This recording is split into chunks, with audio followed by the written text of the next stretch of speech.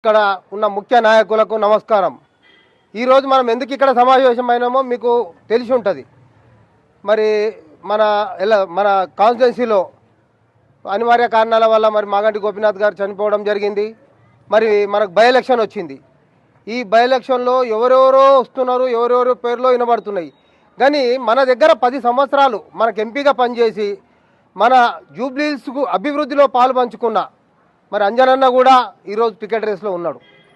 AICC నుండి కానీ PCC నుండి కానీ చాలామంది సర్వేకి వస్తున్నారు. మీ ఏరియాలో ఎవరికి టికెట్ ఇస్తే బాగుంటుందని ఈరోజు కూడా ఎర్రగడ్డలో వచ్చి సర్వే చేసారు.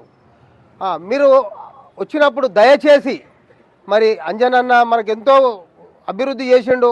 ఇప్పుడు మనోజ్ చెప్పినట్టు హైటెన్షన్ వైరు శ్రీరామ్ నగర్కి వెళ్ళి చాలా అక్కడ ఎంతోమంది చనిపోయారు కూడా శ్రీరామ్ నగర్లో. అట్లానే మా ఎర్రగడ్డలో కూడా 2 చనిపోయారు. అలాంటి వైర్లు తీపిచ్చిండు.